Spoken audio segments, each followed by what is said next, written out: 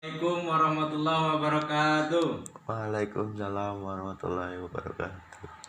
Bagaimana kabarnya anak-anak hari ini? Alhamdulillah sehat, Pak. Alhamdulillah pada sehat. Sebelum kita mulai pelajaran hari ini, alangkah lebih baiknya kita berdoa terlebih dahulu. Untuk pemimpin doanya ketua kelas, silakan dipimpin doa. Berdoa mulai. Berdoa selesai. Untuk hari ini ada yang tidak hadir atau berangkat semua? Berangkat semua, Pak. Alhamdulillah berangkat semua, pada semangat, yang rajin-rajin. Iya, Pak. Sebelum Bapak menjelaskan tentang materi yang akan dibahas, sebelumnya kita mengingat bahwa pada pertemuan yang sebelumnya kita membahas tentang apa? Iman kepada Allah. Iman kepada Allah. Masih ingat apa sih itu iman, atau pengertian iman itu apa sih? Ada yang masih ingat? Apa? Sedikit, Pak. Apa? Iman secara bahasa. Iman secara bahasa. Menurut bahasa iman apa? Enggak tahu, Pak. Lupa. Iman menurut bahasa itu adalah percaya. Percaya. Nah, ini iman kalau menurut bahasa. Nah, kalau menurut istilah, ada yang ingat? Enggak, Pak. Kalau menurut istilah itu, ini menurut istilah ya. Kalau tadi menurut bahasa adalah percaya. Jadi kalau menurut istilah membenarkan hati,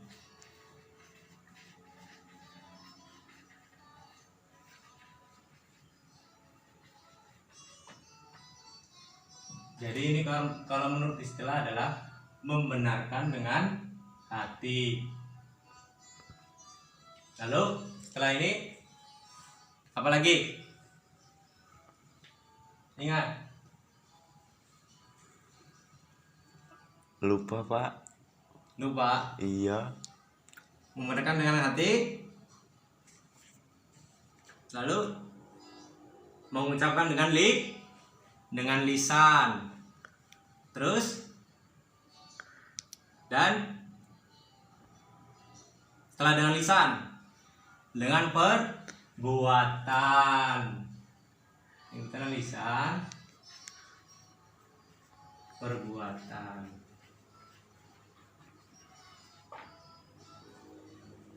Jadi iman yang pertama menurut bahasa adalah percaya. Sedangkan menurut istilah Membenarkan dengan hati. Diucapkan dengan lisan dan Perbuatan. Itu kalau menurut Istilah. Jadi seperti itu. Paham ya sampai di sini? Ya, pada kali ini kita akan membahas tentang proses lahirnya dan fase-fase kekuasaan. Bapak hapus ya. Iya, Pak.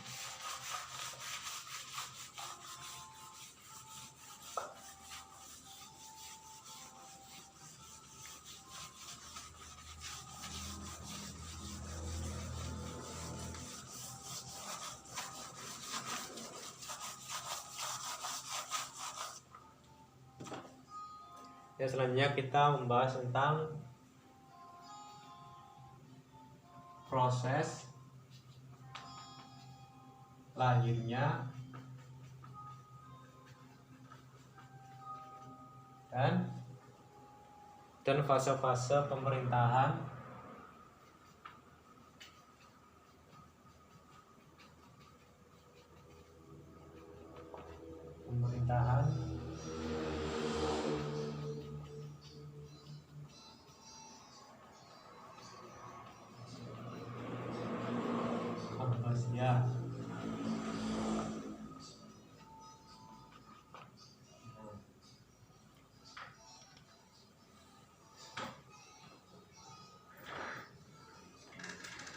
Nah, lahirnya Bani Abbasiyah itu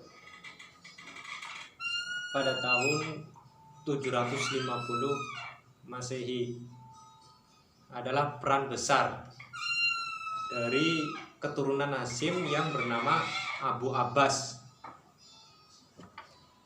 Nah, nama Abbasiyah yang dipakai untuk nama Bani ini adalah diambil dari bapak pendiri Abbasiyah, yaitu Abbas bin Abdul Muthalib. Beliau paman Nabi Muhammad Sallallahu Alaihi Wasallam. Nah, proses lahirnya Abbasiyah dimulai dari kemenangan Abu Abbas As-Saffah dalam sebuah perang terbuka melawan Khalifah Bani Umayyah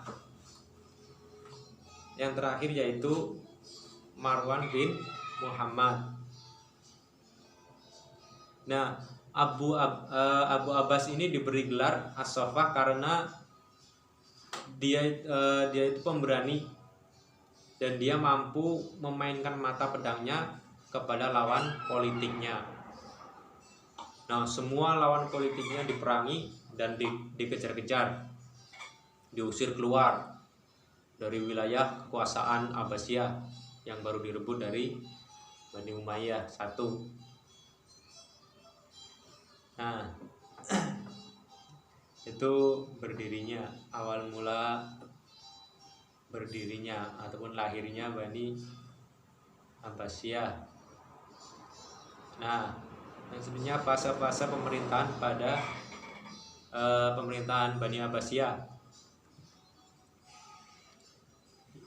Fase pertama,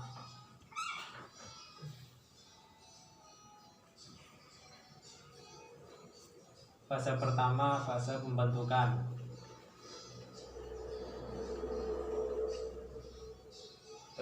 Fase pembentukan pada tahun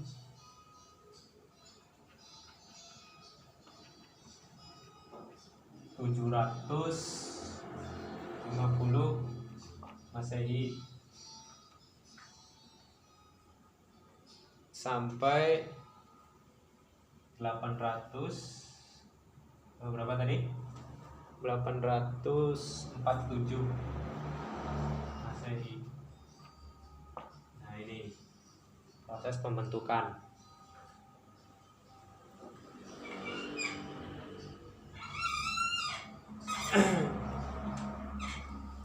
Nah, disebut pengaruh Persia pertama, yaitu berlanjut dari kekuasaan Khalifah pertama Abu Abbas As-Saffah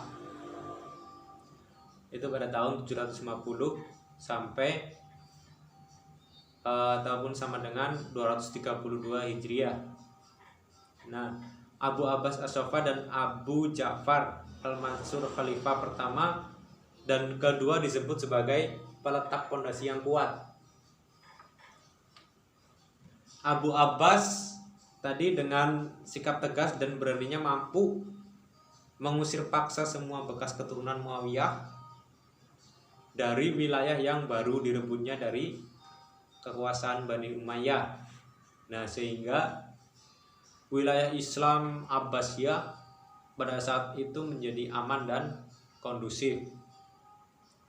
Nah, sedangkan Khalifah Abu Ja'far Al-Mansur dikenal sebagai penerus kebijakan Khalifah pertama dengan merintis berdirinya Baitul Hikmah atau biasa disebut dengan perpustakaan. Nah, Abu Ja'far juga yang membuat kebijakan memindahkan ibu kota Abbasiyah dari Damaskus ke wilayah yang lebih luas dan jauh dari pengaruh Bani Umayyah satu, yaitu Baghdad di wilayah Persia.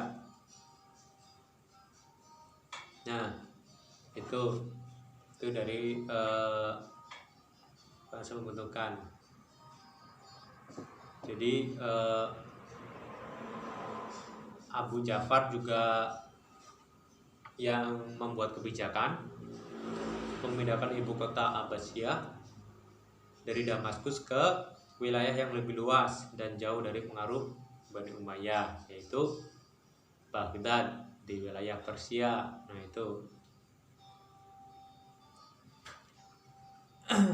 Selanjutnya Khalifah Harun ar-Rasyid.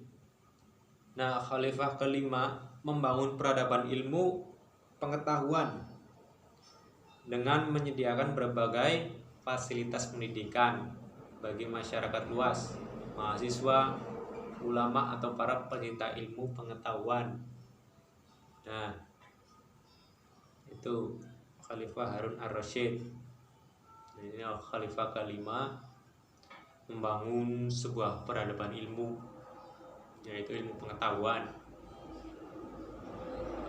serta menyediakan berbagai fasilitas pendidikan, yaitu bagi masyarakat luas, mahasiswa, ulama atau para pecinta ilmu pengetahuan.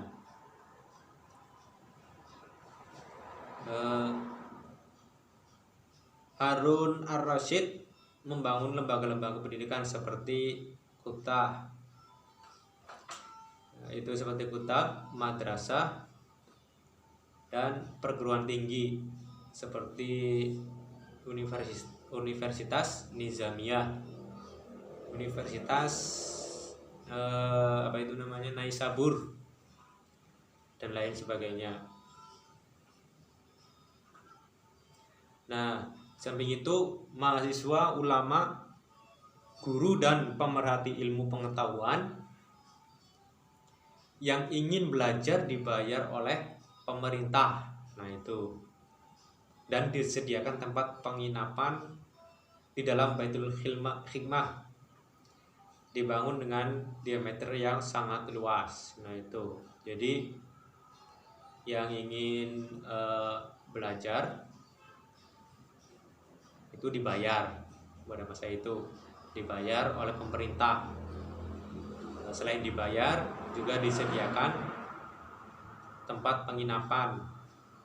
Itu tempatnya di dalam Baitul Hikmah atau di perpustakaan. Itu yang dibangun dengan diameter yang sangat luas. Nah, tercatat ada 3 khalifah yang berkuasa pada masa puncak dan kegemilangan peradaban Islam ini.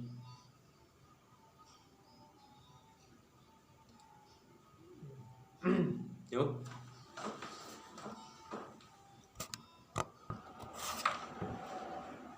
Nah, yang selanjutnya fase kedua. Nah, fase ini dinamakan ataupun dikenal dengan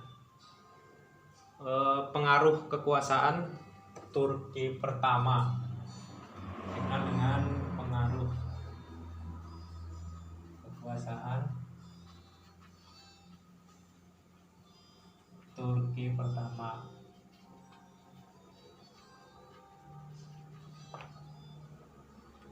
Nah itu.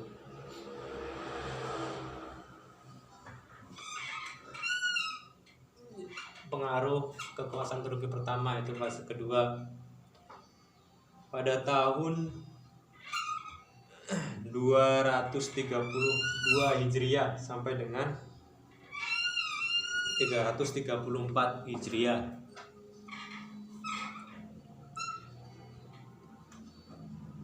Nah, fase ini dimulai dari Khalifah ke-10 Al-Mutawakkil. Pada fase ini perkembangan peradaban masih bisa berkembang, akan tetapi tidak sepesat seperti fase sebelumnya. Nah, peradaban ilmu dan peradaban lainnya seperti membangun istana, masjid, dan kota masih tetap berjalan baik. Baru pada akhir abad ke-9 ya, pada saat terjadi disintegrasi atau pecahnya kekuasaan Islam menjadi wilayah-wilayah kecil yang lepas dan merdeka dari pemerintahan Abbasiyah sebagai pusat pemerintahan Islam.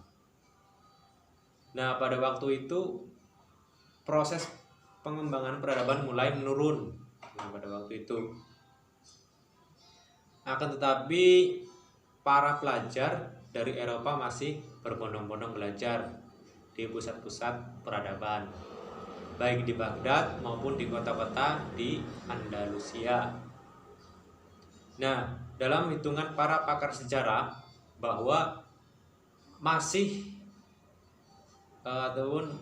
masa masih masuk Islam atau dalam kejayaan peradaban Islam, fase ini banyak pembesar istana berasal dari bangsa Turki. Nah, itu terutama yang bekerja sebagai pengawal istana dan pengawal khalifah. Nah, itu pada fase kedua. Nah, maka dari itu, itulah kenapa dikenal pada fase kedua ini, kenapa dikenal dengan pengaruh kekuasaan Turki pertama. Nah, itu.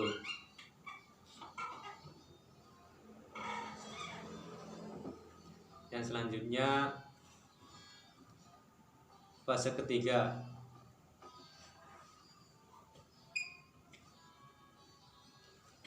Fase ketiga ini disebut dengan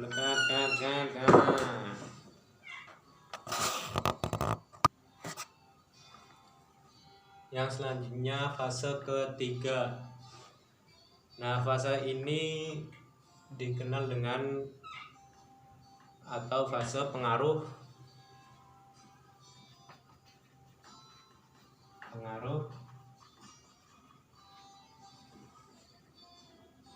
dinasti Bawaihi.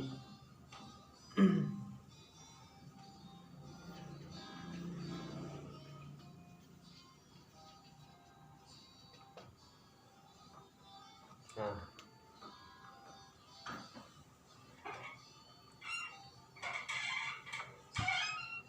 fase pengaruh dinasti Bawaihi atau disebut juga pengaruh Persia ini dikenal dengan masa disintegrasi di kekuasaan dinasti Abbasiyah dan Muluk Tawaif di dinasti Umayyah II Andalusia.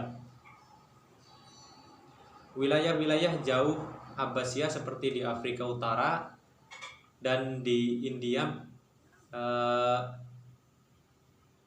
minta merdeka. Nah, itu.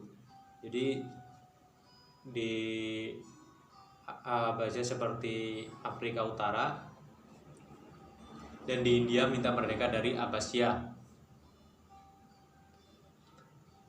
Tuluniyah dan Fatimiyah di Mesir serta Idrisi di Maroko dan Sabaktarim di India mengumumkan merdeka dan lepas dari kekuasaan pusat Abbasiyah.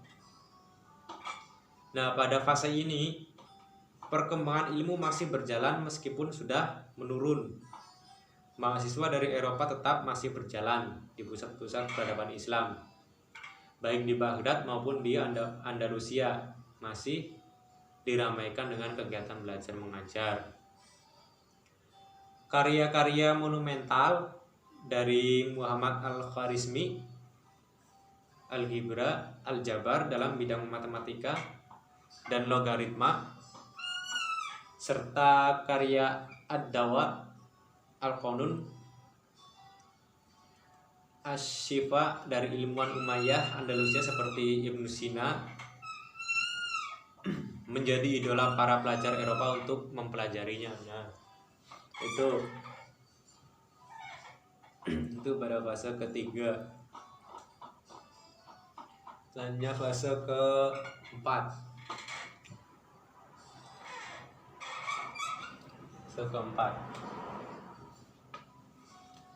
Nah, fase ini disebut dengan fase kekuasaan Bani Saljuk.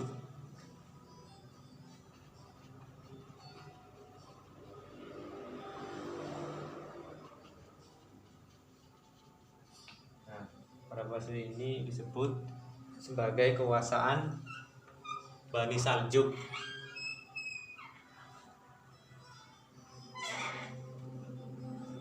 Nah, itu kekuasaan Bani Saljuk juga sering disebut dengan nama fase pengaruh Turki kedua. Nah, kegiatan ilmu pengetahuan masih berjalan seperti yang dikembangkan oleh Bani Abbasiyah dan Umayyah di Andalusia. Meskipun bersifat konservatif atau berjalan di tempat, itu dalam artian berjalan di tempat, di wilayah Islam seperti Mesir telah berkobar perang salib. Nah itu telah berkobar perang salib menghadapi kaum Nasrani yang berlangsung selama 2 abad. Nah itu menarik untuk dicermati dalam sejarah bahwa orang-orang Nasrani pada waktu itu selain berperang dengan umat Islam, maksudnya dalam perang salib, nah mereka juga belajar di universitas Islam yang masih bertahan dengan proses belajar mengajar. Nah, jadi selain perang menghadapi kaum itu Nasrani, terbalik, maksudnya orang-orang Nasrani pada waktu itu selain perang dengan umat Islam dalam perang salib, nah mereka juga belajar di universitas Islam yang masih bertahan dengan proses belajar mengajar. Nah itu pada fase keempat.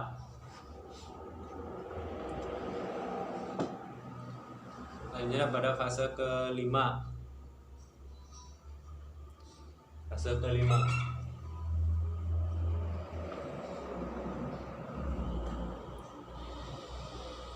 Nah, fase ini dikenal dengan sejarah perkembangan Islam, fase lemah sampai fase hancurnya kekuasaan Islam. Nah, itu fase lemah dan hancurnya kekuasaan Islam.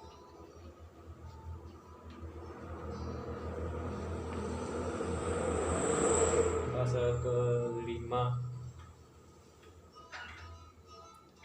yaitu setelah terjadi disintegrasi atau berjalan di tempat tadi dan perang salib dalam wilayah Islam, maka kekuasaan Islam Abbasiyah di Baghdad maupun kekuasaan Umayyah II di Andalusia, nah itu semakin menurun. Bahkan pada tahun 1258 Masehi,